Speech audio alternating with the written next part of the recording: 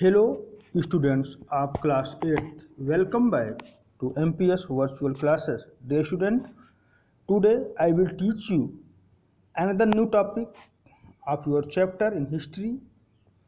The name of chapter is Modern India. Our new topic is oral sources and official records of modern period. Now we start. Information can be derived from oral sources as well. For example, we know a lot about the condition of the common people, the women and the tribal people of India under British rule, from ballads, legends, folk songs, and so on, which are passed on orally. However, like all historical source material, these need to be cross-checked with other sources, अर्थात ऐसी सूचनाएं जो मौखिक रूप से हमें प्राप्त होती हैं उन्हें हम लोग oral source of modern period बोलते हैं। जैसे कि एग्जाम्पल में देखेंगे, हम जानते हैं कि उस समय जब भारत में अंग्रेज़ों का शासन था तो लोगों की जो कॉमन पीपुल थे, महिलाएं थी, जो ट्राइबल पीपुल थे अर्थात जनजाति के लोग थे, उनकी स्थिति बहुत ही दयनीय थी, बहुत ही बुरी स्थिति थी, लोगों का जीवन बहुत ही कष्टमय था।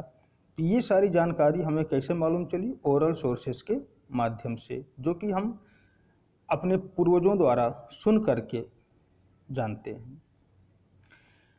तो इसी प्रकार के बहुत सारे ओरल सोर्सेज हैं, जैसे कि बल्लाड्स मतलब गाथा गीत, लीजेंड्स किंवदंतियाँ, फोल्क सॉन्ग्स लोक गीत और भी बहुत सारे हैं जो कि ओरल सोर्सेज के अंतर्गत आते हैं।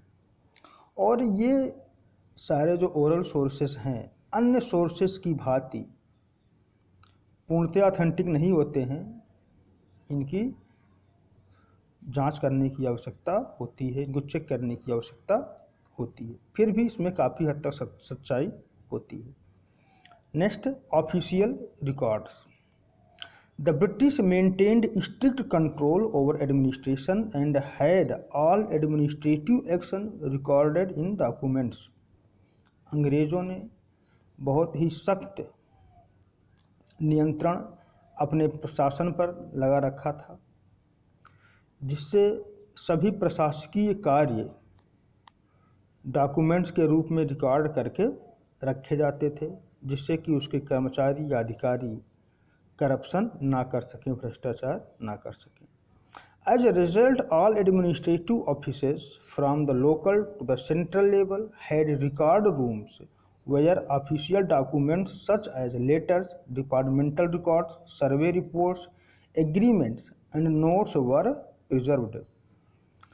जिसका रिजल्ट ये हुआ कि जितने भी प्रशासकीय कार्यालय थे, ऑफिस थे, चाहे वो लोकल लेवल पे हों और चाहे वो सेंट्रल लेवल पे हों, केंद्र स्तर पर हों, उन सभी रिकॉर्ड्स को रखने के लिए एक रिकॉर्ड रूम बनाया गया था, जहाँ पर सभी प्रकार के ऑफिशियल डॉक्यूमेंट्स जैसे कि लेटर्स मतलब पत्र और विभागीय रिकॉर्ड या जो सर्वे होते थे जंगलों के, सड़कों के या पीपुल्स के, वो सारे सर्वे रिपोर्ट्स, और जो विभिन्न राजाओं के बीच या विभिन्न समुदायों के बीच जो समझौते होते थे, एग्रीमेंट्स होते थे, उनको और भी नोट्स जो समय समय पर अंग्रेजी सरकार जारी करती थी, रूल्स रेगुलेशंस, वो सभी वहाँ पर सुरक्षित रखे जाते थे। Before printing came into wide use in the mid-19th century, documents were handwritten and specialists with good handwriting were in great demand.